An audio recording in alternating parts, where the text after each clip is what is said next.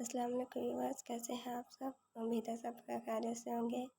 Welcome to Urdu best novels. Novel हिफाजत के episode number 17 start करते हैं। कहाँ है तू? एक हाथ से स्टीयरिंग थामे दूसरे हाथ से फ़ोन कान से लगाए वो कॉल सुन रहा था। लाहौर में, काफ़ी रुका सा जवाब दिया था। कब? कैसे? एकदम। सुबह तो कराची में था, धर्म जैसे चीखा था। अब से 2 घंटे बाद इस्लामाबाद में पाया जाऊंगा। वो ड्राइविंग करते हुए मसरूफ़ से बोला था। हयाम खामोशी से इनकी बातें सुन रही थी। वाट? भाभी कहाँ है? दारम को झटका लगा था, क्योंकि जामिन से कुछ भी तवक्को की जा सकती थी। मेरे साथ है, फिक्र नहीं करो, सबके सामने बआसानी इंट्रोड्यूस करा सकता हूँ, वो सख्त लहजे में बोला था। वीडियो ऑन कर। दारम को यकीन न आया था। औकात में रहो, फ़ोन बंद करो, ड्राइविंग कर रहा हूँ, वो गुस्से से बोल गए। फ़ोन बंद कर चुका था। जामिन, आपने बताया नहीं हम कहाँ जा रहे हैं? जैसे ही इसने फ़ोन बंद किया, हयाम बोली थी, फिक्र नहीं करो, जहन्नुम में नहीं जा रहे हैं, जन्नत में लेके जा रहा हूँ, मेरी जन्नत के पास। वो सामने नज़रें जमाए बोला था। हयाम के कुछ पर लेना पड़ा था। वो खामोशी हो गई थी। इसके लिए यही बहुत था कि वो लाहौर से दूर जा रही है। वो दोनों कितने खुश थे। बेड पे आड़ा तिरछा लेटा वो छत को घूर रहा था। मुझे समझ नहीं आ रहा क्या हो रहा है मेरे साथ। मैं चाह के भी इससे नफरत नहीं कर पा रहा। इसके शौहर को भी देख के लगा, न जाने वो कब से मेरा दोस्त है कि हयाम और इसका पहले से अफेयर था। मामा ने तो यही बताया था, मारिया भी यही कह रही थी। वो मुस्तकिल सोच में मगन था जब एकदम इसके रूम का दरवाज़ा खोला था। बेटा खाना तो खा लो। तो वहाँ से भी ऐसे ही उठ के आ गए। वो इसके सिरहाने बैठते हुए बोली थी। मामा, कहीं मैंने खुद की और हयाम के साथ ज्यादती तो नहीं कर ली? वो एकदम उठकर बैठा था और इनसे यकीन दिलाने कर रहा था इसके दिल में कर सकते। मुझे कुछ समझ नहीं आता बुरहान। भाभी कुछ और कहती हैं, मेरा दिमाग बंद हो जाएगा। आज शाम कुछ और लगी, मुझे कुछ समझ में नहीं आ रहा। वो परेशानी से बोली थी। मामा, जामिन ने भी तो सब जानने के बाद शादी की, तो मेरा ईमान कैसे इतनी जल्दी उठ गया था? मैं तो बहुत कमज़ोर हूँ मामा, वनम आवाज़ से खोया हुआ था। वो शायद तुम्हारी या तुम इसकी किस्मत में न थे। कहीं न कहीं एक बात देखने से ही इनका दिल हयाम की तरफ से साफ हो गया था। मामा, मुझे लगता है कि इस दिन जो मेरी बारात के दिन बंदा आया था, इसकी इन्वेस्टिगेट करवाना चाहिए, मुझे सुकून नहीं मिलेगा। वो सोच के बोला था। बेटा, तुम मुश्किल में नहीं पड़ो, मेरी तुम एक ही औलाद हो। तुम्हें कुछ हो गया तो मैं क्या करूँगी? वो इसके माथे पे आए बालों को ठीक करती बोली थी। मामा, मुझे आराम भी तो नहीं मिल रहा। वही आंखों में आई नमी साफ करता इनकी गोद में सर रख के लेट गया था। मिल जाएगा, तुम पहले खाना खा लो। वो खाना लेके जाने लगी थी। डैड, 20 मिनट में घर आ रहा हूँ बीबी के साथ। मामा को बेडरूम से बाहर ना आने दीजिएगा, मैं अभी कुछ एक्सप्लेन करने के मूड में नहीं हूँ। मैसेज टाइप करके इसने भेजा था। वो इस्लामाबाद पहुँच चुके थे। What are you saying man? तुम्हारी माँ क्या मेरी बात मान लेंगी? अभी टाइम ही क्या हुआ है? 11 बजे कौन सोता है? हम तो गार्डन में 1 बजे तक बैठे रहते हैं। मुझसे पहले रिप्लाई आया था। हाँ, तो गार्डन में आप और मम इस वक्त प्लांट्स लगाते हैं? नहीं, 10 मिनट में आ रहे हैं, रास्ते में हैं। फ़ौरन जवाब दिया था। मैं तुम्हारा मुँह दिखाने लायक नहीं छोड़ूंगा जामिन। एकदम किस तरह तुम यहाँ हाजिर हो सकते हो? एटलीस्ट मुझे इन्फॉर्म तो करते, मैं सब ठीक करके रखता, उन्हें बता देता। उनके चेहरे के नक्श बिगड़े थे। डैड प्लीज़, 7 मिनट में गेट पे पहुँच जाएंगे हम। सबको सबके रूम्स में भेज दें। मुलाजिम की शक्ल गुम करवाएं जल्दी। 6 मिनट लेफ्ट। वह जल्दी जल्दी टाइप कर रहा था। इस वक्त वह टैक्सी में थे जबकि हयाम सीट की ऊपर से टेक लगाए मौन थी। वजीहा भी है साथ, उसका क्या करूं? वजीहा को भी सुला दे। अभी मैं किसी को कोई जवाब नहीं दे सकता, बहुत थक गया हूँ। 2 फ्लाइट्स ली हैं आज। वह वाकई थक चुका था। बस इस्लामाबाद की ठंडी की आवाज़ों पे जा रही थी। वेलकम। बहरहाल वो गुस्सा जब्त करके इसका खुशामदीद कर चुके थे। जामिन को भी सुकून आया था कि वो इसे मना नहीं कर सकते। उठ जाओ, सो तो ऐसे रही हो जैसे आगे मैं तुम्हें सोने नहीं दूंगा। जब टैक्सी करके सामने रुकी थी तो हयाम से बोला था, जो काफ़ी गहरी नींद में थी। हयाम ने मुश्किल आंखें खोली थी। भूख के मारे इसका बुरा हाल हो रहा था। नींद भी इसको ठीक ठाक आ रही थी। वो गाड़ी से उतरा था, सूटकेस निकाले थे। इस वक्त 11:30 बज रहे थे। स्ट्रीट में अंधेरा था। घर के बाहर गार्ड खड़ा इसके पास आया था, सलाम किया था। खबरदार, जो मेरे आने की किसी को खबर की, मैं खुद को सरप्राइज दूंगा। ये सब सामान कमर में पहुंचा। वो गार्ड को थकमाना अंदाज में बोला था। गार्ड हामी भर के आगे बढ़ गया था। कहने को ऑर्डर नहीं रहा था, लेकिन इस वक्त इसका मूड नहीं था कि सवालात के जवाब दे। टैक्सी वाले को फारिग करके हयाम की तरफ मुड़ा था, जिस सर को दोनों हाथों से थामे खड़ी थी, जैसे अभी गिर जाएगी। तुम वाकई मुझे परेशान करती हो। कभी ये नहीं होगा कि मेरी परेशानी खुद पे झेल लिया हो। वो सख्त परेशान हुआ था, इसको थाम के वो आगे बढ़ा था। हयाम को बेशदीद चक्कर आने लगे थे, साथ साथ वो नींद में भी झूल रही थी। इसकी हालत को मद्देनजर रखते हुए इसने इसको बाजुओं में उठा लिया था। या अल्लाह, मेरी मदद करना। वो घर के अंदर दाखिल होता, चेहरा ऊपर करके आसमान की तरफ देखता अल्लाह से गोया हुआ था, जब एकदम इसकी नज़र बालकनी की ग्रिल पे खड़े आदिल हमदानी पे पड़ी थी। या अल्लाह, इसे सख्त ऐसे शर्मिंदगी में आ गया था, क्योंकि हयाम इसके बाजू में इसके सीने से लगी दोबारा नींद में डूबी हुई थी। शर्म से इसने ज़बान दांतों तले दबाई थी। सर के इशारे से इसने आदिल हमदानी को सलाम किया था, जबकि आदिल हमदानी ने वहाँ खड़े खड़े इसके लिए तालियां बजाई थी। जामिन की शक्ल पे खफगी आ डाली थी। वो जल्दी से इग्नोर करता अंदरूनी गेट की तरफ बढ़ा था। मुलाजिम बिल्कुल न थे, जबकि सिक्योरिटी को भी आदिल हमदानी ने कहाँ गुम किया था। वो खुश हुआ था क्योंकि घर बिल्कुल खाली था। अभी वो सीढ़ियाँ चढ़कर सुकून से अपने कमरे की जानिब भी बढ़ा था, जब वो कार पे इसके तेज़ी से चलते कदम रुके थे। हे जामिन, पीछे से आती नस्वानी आवाज़ पे वो मुड़ गया था। ब्लैक काती नाइटी में वजीहा को देख के वो ठटक गया था, जबकि वजीहा इसको देख के पुरसुकून सी खड़ी थी, लेकिन इसके बाजुओं में लड़की को देख के वो एक कदम पीछे हो गई थी, जैसे यकीन न कर पा रही हो जामिन की हालत भी कुछ ऐसी ही थी। अरे, मुझे बेहोश होने से बचाओ, कोई तो मुझे आके पकड़ो, कोई तो मुझे थामो, अरे मैं गई। जब जामिन पीछे पीछे मुड़ा तो वो सर पे हाथ रखती गिरने की कोशिश में थी। वजीहा ओ गॉड, वो ठंडी सांस भर के रह गया था। अबे, ये तू ही है ना मेरा मीन? ये कि वो वही वाला जामिन है ना जो किसी का हाथ नहीं पकड़ सकता था? अब इस तरह कैसे हो सकता है? वो सीरियस लहजे में बोली थी, यार अभी तो तुम दफा हो जाओ, तुमने मुझे डरा ही दिया था। वो कड़ के बोला था, हाँ तो तू छुप छुप के शादी रचा ले और मैं तुझे डराने का हक भी ना रखूँ। तुझे तमीज़ कब आएगी? अभी अभी मैं आया हूँ, बजाय मुझे खाना देने के, हाल पूछने के। खैर तुम जाओ। जामिन नाराज़ होते बोला था, इधर आ ज़रा। वो जामिन को बाजू से खींच इसके बेडरूम के दरवाजे तक की तरफ लाई थी और लॉक दरवाज़ा किया था। इसे अंदर लेके गई थी।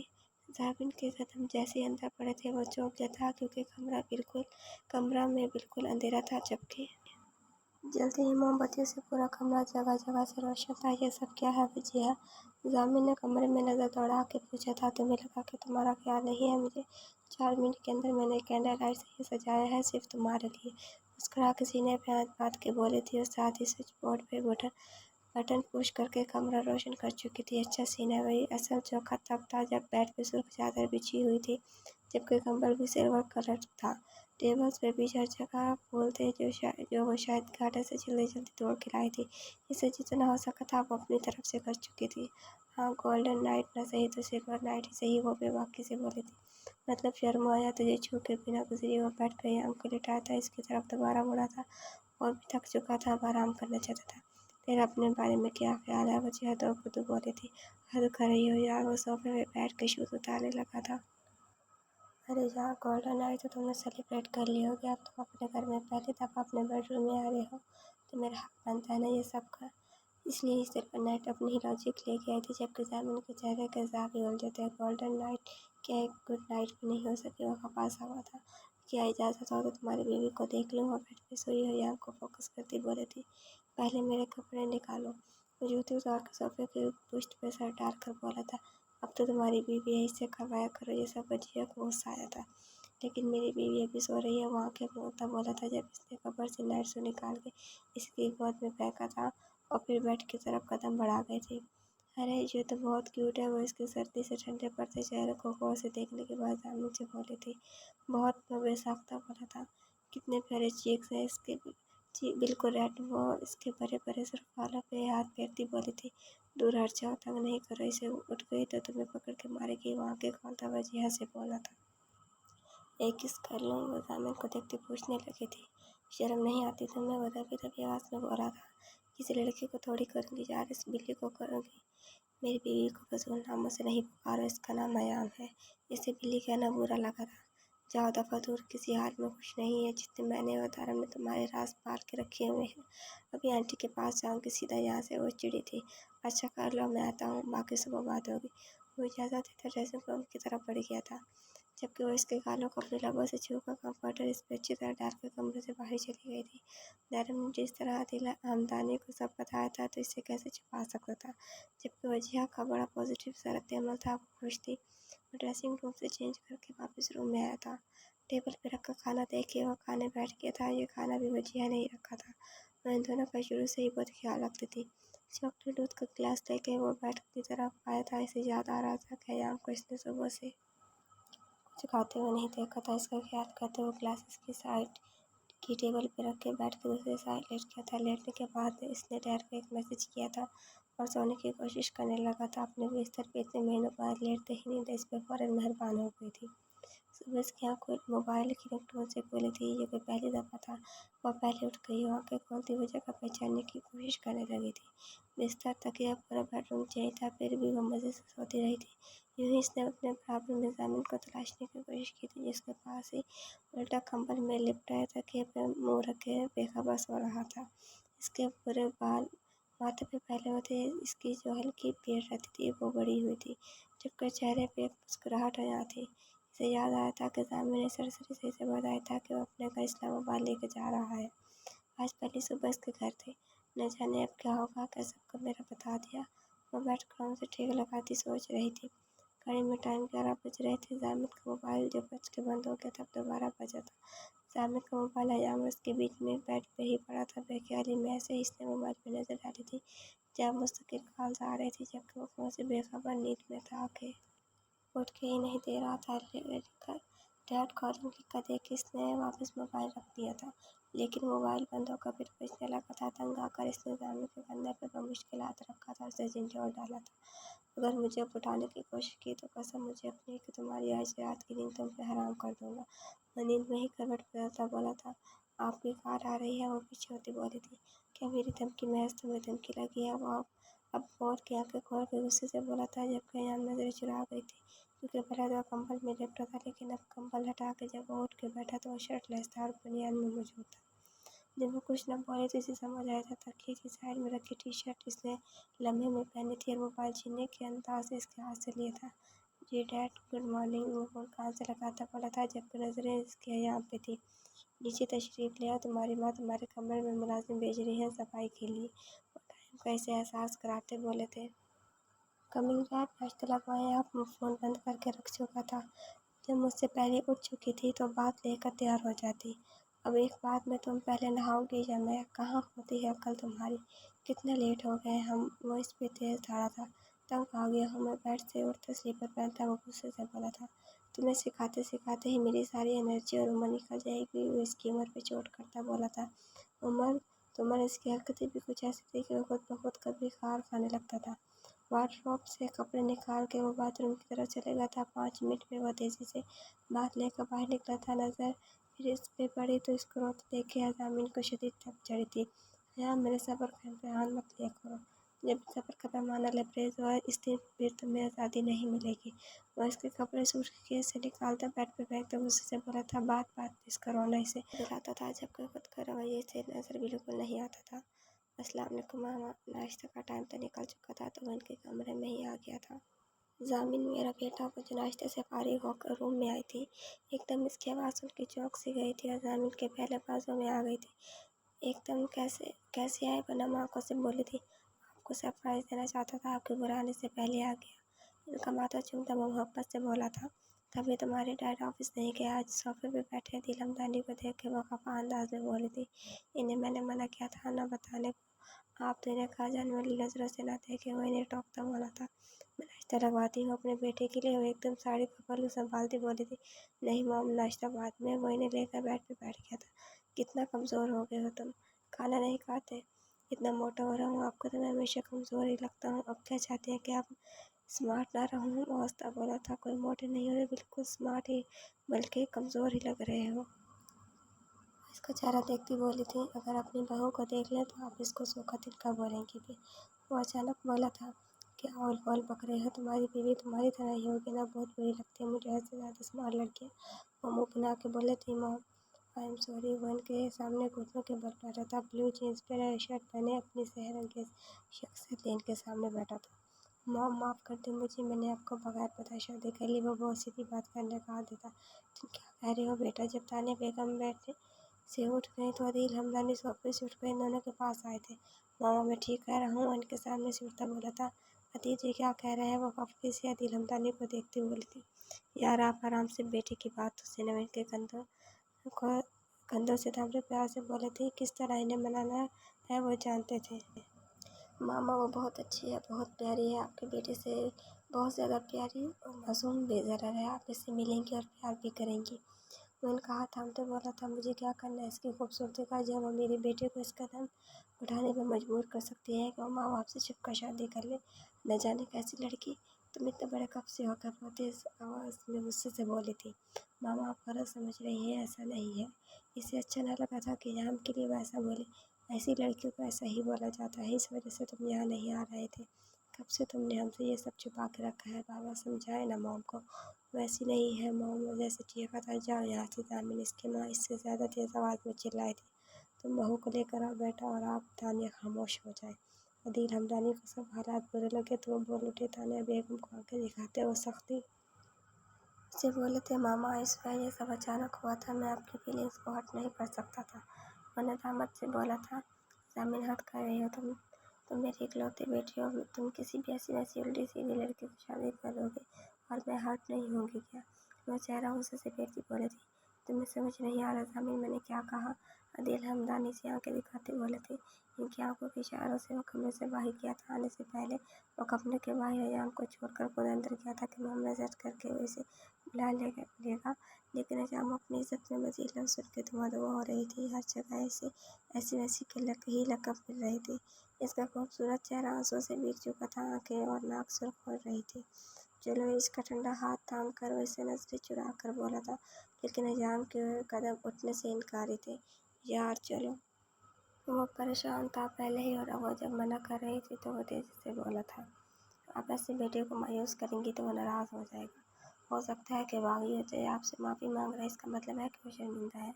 आपको भी कुछ बैकग्राउंड नहीं पता है। तानिया कम से कम जामिन को न सही, इस लड़की को जिससे शादी की इससे प्यार से बात कर लीजिएगा। इसका कोई कसूर नहीं, आपको मैं सब बताऊंगा। वो इन्हें बेड पे बिठाते तहम्मुल का मुजाहरा करते हुए प्यार भरे अंदाज में समझा रहे थे। अगर आप मेरी बात नहीं मानेंगे तो मैं फिर कभी आपसे नहीं कहूँगा कि ये कर ले। जैसी आपकी मर्जी। वो धमकी नहीं दे रहे थे लेकिन सच भी कह रहे थे। तानिया बेगम ने इन्हें ज़ख्मी नज़रों से देखा था। तभी बेडरूम का दरवाज़ा खुला था कि वो धीरे से इसका हाथ थाम के इनकी तरफ वापस आया था। इसके साथ चलते ही वो वाकई छोटी सी लग रही थी। अभी कुछ देर पहले जामिन ने जो कहा था वो इन्हें सच लगा था। इसके मुकाबले में काफ़ी कमज़ोर थी। इनको वो कई कम उम्र गुमान हुई थी। बिल्कुल पिंक पैरों तक आती फिराक में बलबूस पिंक दुपट्टा सर पे ओढ़े वो मुश्किल इनके सामने खड़ी थी।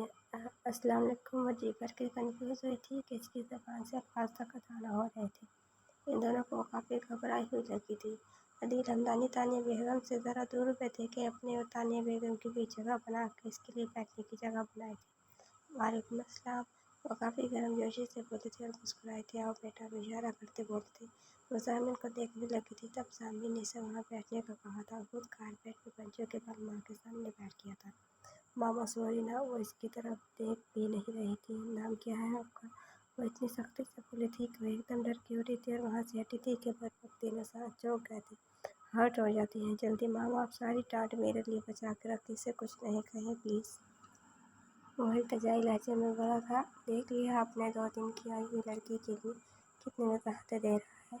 वो अदील हमदानी से बोली थी। आपको खुश होना चाहिए कि आपका बेटा रिश्ते से प्यार कर रहा है। वो इनका लहजा देख के बोले थे। अच्छा बुलाए आप इसे। खुद वो हयाम की तरफ इशारा करते तभी आवाज़ में बोले थे। इधर वापिस आ जाए आप बेटा। आपके डैड ने बड़ी कोशिश करके आपके बैठने के लिए जगह बनाई है। हयाम को बुलाते अदील हमदानी को कहा जाने वाली नज़रों से हयाम से बोली थी। वो फिर इनके पास आके बैठी थी। नाम नहीं बताया बेटी आपने। अब अदील हमदानी मोहब्बत भरे लहजे में बोले थे। इससे बोले थे कि इसका एतमाद बहाल हो सके। जी हयाम। वो अपने हाथों पर नजरें जमाए बोले थे। आप रो रही थी? वो इसका भीगा चेहरा देख के बोले थे। हाँ। इस बात में सर हिलाती बोली थी। क्या जामिन ने कुछ कहा आपको? वो जामिन को देख के बोले थे जो अब तक वैसे ही बैठा था। इनकी मामा ने कहा है। वो मासूमी से आंखें साफ करती बोले थे। किनकी? वो मुस्कुराए बिना न रह सके थे। इसके लहजे में बच्ची जैसी मासूमियत थी। जामिन की। वो अक्सर बोल रही थी। जामिन हैरान था। तो वो कैसे आराम से जवाब दे रही है, मुख्तसर ही सही, लेकिन जवाब तो दे रही थी, वरना इसको कितना जज करती है। इनकी मामा नहीं, वो आपकी मामा भी है, वो तासुब से बोले थे। मेरी मामा मर चुकी है, मेरी मामा नहीं है। वो खपासी हुई थी, तानिया बेगम की बातों ने इसे दुख दिया था। सॉरी, लेकिन हस्बैंड के मॉम डैड तो आपके भी मॉम डैड है, इस तरह वो आपकी भी मामा है ना बेटा। वो इसके अकल में इजाफा कर रहे थे। मामा अपनी बेटियों को ऐसा वैसा नहीं बोलती, ये मेरी मामा नहीं है। अब बाकायदा वो रोती हुई बोली थी कि वहाँ पे बैठी तानिया बेगम इन दोनों से ज़्यादा चौंकी थी। इन्हें एहसास हुआ था आयाम ये क्या कह रही है, और ज़मीन को इस पर गुस्सा आया था। अच्छा, तो मैं आपका डैड हूँ ना? फिर वो इसकी तरफ हाथ बढ़ाते शायद दोस्ती करना चाहते थे। जी। इनके पहले वह हाथ पे चौंक के बारी बारी इनको देखने लगी थी जो मुस्कुरा रहे थे। फिर हमारी फ्रेंडशिप भी तो होनी चाहिए, वो इसका एतमाद पाल करने की भरपूर कोशिश कर रहे थे। अयाम ने झिझक के इनके हाथ पे हाथ रखा था और फिर फ़ौरन से हटा भी लिया था। हम हमारे बेटे से नाश्ता करने जा रहे हैं, आप दोनों माँ बेटे सुलह करके आ जाइएगा। और बेड से उठते हुए बोले थे और अयाम को भी उठने का कहा था। इसे लेकर वो वहाँ से डाइनिंग एरिया की तरफ जाने का इरादा रखते थे। जैसे ही अयाम इनके साथ गई, ज़मीन तो चकरा गया है। डैड कितने तेज़ हैं, बेसाख्ता इसके मुँह से ये लफ्ज़ निकले थे, और यह अयाम कितनी बदतमीज़ है, वो सोच के रह गया था। जारी है। तो व्यूअर्स, कैसी लगी आपको एपिसोड? कमेंट्स में ज़रूर बताइएगा। अगर आपने अभी तक मेरा चैनल सब्सक्राइब नहीं किया तो जल्द से सब्सक्राइब करके बेल आइकन के बटन को दबा दें, ताकि नए आने वाले नॉवेल्स की अपडेट आपको मिलती रहे। और लाइक कमेंट शेयर करना ना भूलिएगा। इंशाल्लाह जल्दी मुलाकात होगी नई एपिसोड के साथ। अपना ख्याल रखिएगा। अल्लाह हाफिज़।